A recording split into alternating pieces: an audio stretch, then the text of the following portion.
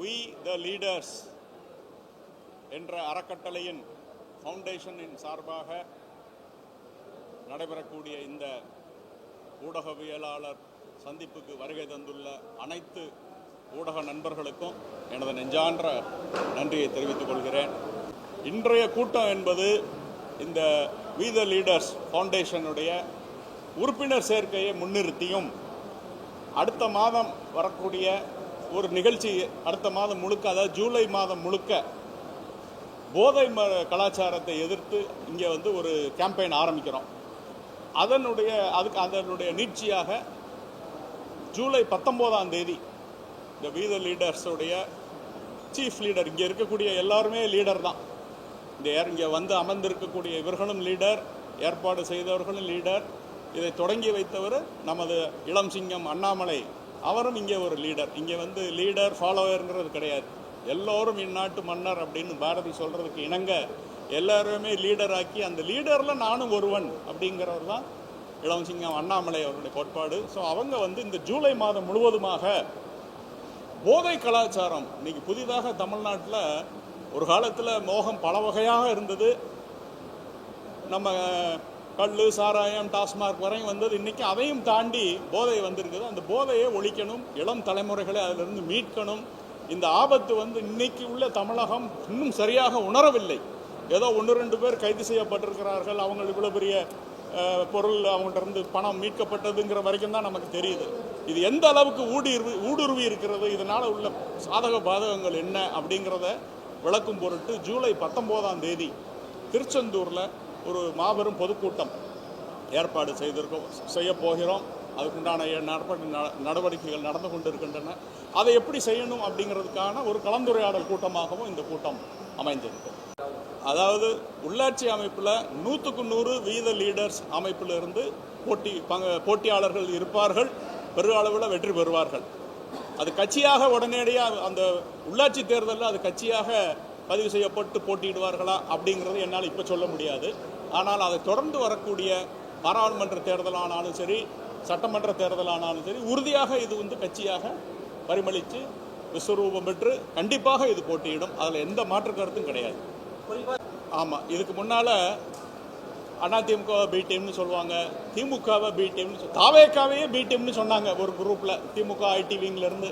அதனால் இது ஒரு புதிய குற்றச்சாட்டு கிடையாது. ஆனால் இது எப்படி நாங்கள் முறியடிக்க போகிறோம்னா, நாங்கள் பி டீம் இல்லைன்னு சொல்கிறது பெருசு கிடையாது. இந்த We the Leaders-உடைய கொள்கைகள் என்ன, சில விஷயங்களில் எந்த வகையில் நாங்கள் மத்திய அரசோடு மாறுபடுகிறோம், நாங்கள் இன்றைக்கி தேவையில்லாமல் எதிர்க்கணுங்கிறது இந்த We the Leaders-உடைய கொள்கை கிடையாது. மத்திய அரசுடைய நல்ல பணிகளை பாராட்டுறோம். எங்களுக்கும் தேசியம் உண்டு, எங்களுக்கும் தெய்வீகம் உண்டு. ஆனால் அதே சமயம் இங்கே தமிழ் உணர்வை இன்னும் கொஞ்சம் ஒரு இடத்துல வலுப்படுத்தி நாங்கள் செய்ய போகிறோம். நாங்கள் எங்களுடைய செயல்பாடுகளை வச்சு மக்கள் தெரிஞ்சுக்கிடுவாங்க, இது பி டீம் இல்லை, இது தனித்து நிற்கக்கூடிய ஏ டீம் அப்படிங்கிறது மக்கள் தன்னால் புரிஞ்சுக்கிடுவாங்க.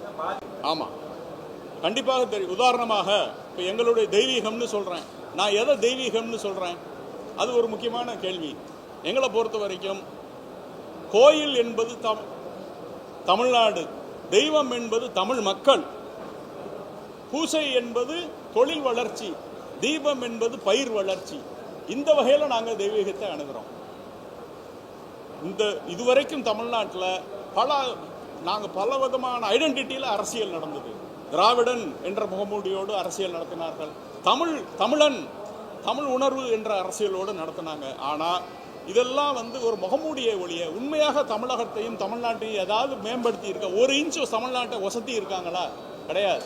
90 கோடி ரூபாய் பட்ஜெட்டில் காமராஜர் 9 அணைகளை கட்டினார், 22 கனரக தொழிற்சாலைகளை கொண்டு வந்தார், 20,000 பள்ளிக்கூடங்களை திறந்து வந்தார். வருஷத்துக்கு 90 கோடி ரூபாய் தான் பட்ஜெட். ஆனால் இன்றைக்கி நம்மளுடைய கடனே 13 லட்சம் கோடி ரூபாயை தாண்டி இருக்குது. ஆனால் இன்றைக்கி புதுசாக நம்ம பெரிய அளவில் செஞ்சது என்ன? ஒன்றும் கிடையாது. திருப்பி போட்ட ரோடை திருப்பி போடுறோம்.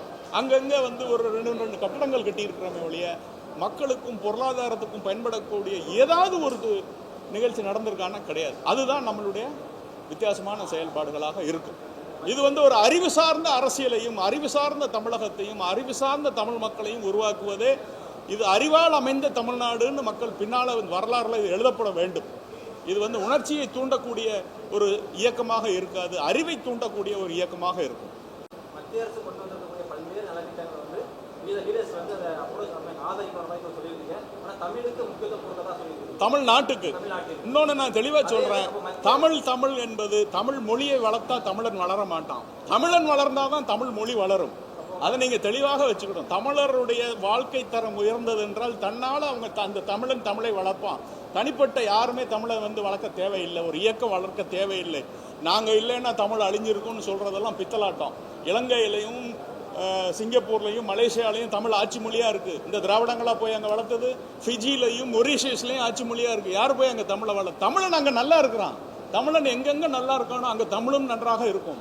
இன்னொன்று வரலாறுல 2500 வருடம் இந்த தமிழ் வரலாறுல 800 ஆண்டுகள்லாம் தமிழ் மன்னர்களே தமிழ்நாட்டை ஆட்சி புரிஞ்சிருக்கிறாங்க.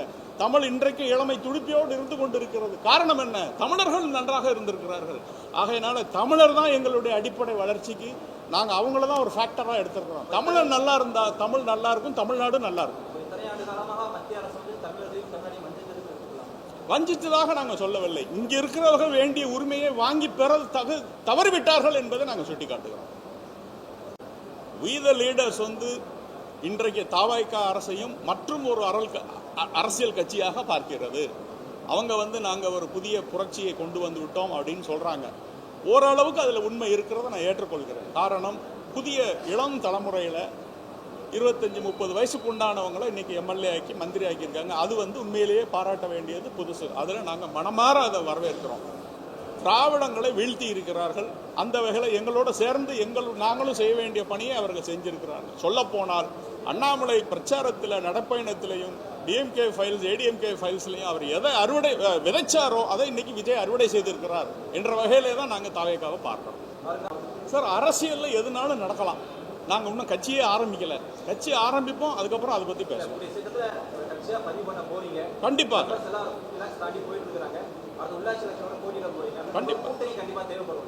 தேவைப்பட்டா இல்லையாங்கிறத இந்த எங்களுடைய இப்போ உறுப்பினர் சேர்க்கை நடந்து கொண்டு இருக்கு இல்லையா, அந்த எண்ணிக்கையே சொல்லும் எங்களுக்கு கூட்டணி வேணுமா வேண்டாமாங்கிறத. அந்த முடிவு வரட்டும். வரும்போது ஒரு பாலத்தை நெருங்கும் போது அதை கடந்து போவோம். Let us cross the bridge when we near it. அதாவது தனித்து ஒரு தாவேக்கா கூட கூட்டணி சேரக்கூடாது என்பதோ கூட்டணி சேர வேண்டும் என்பதோ இன்றைக்கு எடுக்க வேண்டிய கொள்கை முடிவு இல்லை. ப்ளஸ் இது வந்து நான் இன்னைக்கு கருத்து சொல்ல வேண்டிய ஒரு கருத்தும் கிடையாது. இதை பற்றி தலைமையும் அங்கே இருக்கக்கூடிய இன்னும் இந்த தலைமைக்குன்னு ஒரு அமைப்பையும் முழு அளவில் உருவாக்கலை. அந்த அமைப்பு முடிவெடுத்து செய்ய வேண்டிய ஒரு விஷயம். அதனால் இப்போ என்னைய கேட்டிங்கன்னா நான் இவ்வளோ தான் சொல்ல முடியும். நன்றி. அதான் சொன்னேன், நாங்கள் புரட்சி செய்ய போகிறோம்னு வந்தவர்கள் எல்லாம் தடம் புரண்டு கொண்டு இருக்கிறார்கள். அவங்களுடைய நல்ல செயல்பாடுகளை நானே ஒத்துக்கிட்டேன். அவங்க இளைஞர்களுக்கு வாய்ப்பு கொடுத்தார்கள், ஜாதி மத கடந்து வேட்பாளர்களை நிறுத்தினார்கள், திராவிடத்தை வீழ்த்தினார்கள். இந்த 3 பாயிண்ட்டை வந்து நாங்கள் வரவேற்கிறோம். மற்றபடிக்கு அவங்களுடைய இன்றைக்கி அவங்க எடுத்துக்கொண்டு இருக்கக்கூடிய அவங்களுடைய செயல்பாடுகளை பார்த்தா அவங்களுக்கும் திராவிடத்துக்கும் பெரிய வித்தியாசம் இருப்பதாக நான் பார்க்கலை. அது வந்து அவங்களுக்கு ஒரு தடைகளாக பிற்காலத்தில் உருமாறக்கூடும். இன்னைக்கு ஷார்ட் டேர்ம் கெயினுக்காக நம்ம எதனாலும் செஞ்சிடலாம், பேசிடலாம். நாளைக்கு அதுவே வந்து சுற்றி காட்டும். நீங்கள் திராவிடங்களை பார்த்தீங்கன்னா இது அவங்க ஒரு பொருட்டாகவே எடுத்துக்கிட மாட்டாங்க. ஆமாம், நேற்று சொன்னேன் இன்னைக்கு மாற்றி சொல்கிறேங்கிறத அவங்க பெருமையாக சொல்லுவாங்க. ஆனால் மக்கள் அதை ரசிக்கலை. அதனால தான் திராவிடம் இவ்வளோ பெரிய வீழ்ச்சியை இன்றைக்கு சந்தித்திருக்கிறது. அதே தவிர விஜய் செஞ்சுட்டு இருக்கிறார். செய்யக்கூடாது, செய்யாமல் இருந்தால் நன்றாக இருக்கும். நான் இப்பயும் சொல்கிறேன், அண்ணாமலை விதைத்ததைத்தான் விஜய் அறுவடை செய்திருக்கிறார். அவருக்குன்ற ஒரு மிகப்பெரிய தனிப்பட்ட செல்வாக்கு இருந்தது, திரைப்பட பிரபல்யம் என்ற இருந்தாலும் இந்த சித்தாந்தத்தை விதைத்து மக்களை வந்து திராவிடத்தில் இருந்த மக்கள் மனதை மாற்றியதில்லை. முதல்ல அந்த வேலையை செய்தவர் அண்ணாமலை அவர்கள். ஆகையினால இன்றைக்கு விஜய்க்கு வந்த ஓட்டில் பாதி ஓட்டாவது அண்ணாமலைக்கு வர வேண்டிய ஓட்டு அப்படிங்கிறதுல நாங்கள் தெளிவாக இருக்கிறோம். பாதி ஓட்டு என்பது இளைஞர்களையும், அதாவது மாற்றத்தை விரும்பக்கூடிய இளைஞர்களையும், இந்த தடவை இன்னொன்று பார்த்தீங்கன்னா பெருமளவில் விஜய்க்கு வந்து பெண்களுடைய ஓட்டு கிடைச்சிருக்குது. இதை அனலைஸ் பண்ணி காரணம், பெண்கள் வந்து இந்த திராவிடத்தை கண்டு பயந்தார்கள். ஒரு குடும்ப தலைவி என்னுடைய மகனோ இந்த இன்றைக்கு டாஸ்மார்க்கு அடிமையாகக்கூடாது, போதைக்கு அடிமையாகக்கூடாது என்ற அளவுலையும் அவங்க ரொம்ப பெரும் அளவுக்கு இருந்தாங்க. ஸோ அவங்களுக்கெல்லாம் போடுறதுக்கு வாய்ப்பு இல்லை.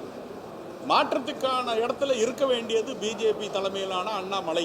ஆனால் அவங்க என்ன பண்ணிட்டாங்க, நேராக யார் மாறக்கூடாதுன்னு சொல்கிறாங்களோ அந்த அதிமுக கூட போய் கூட்டணி வச்சதுனால பெரிய அளவில் படித்த பெண்கள் இல்லத்தரசிகள் அவங்களே கூட விஜய்க்கு போட்டிருக்கிறாங்க.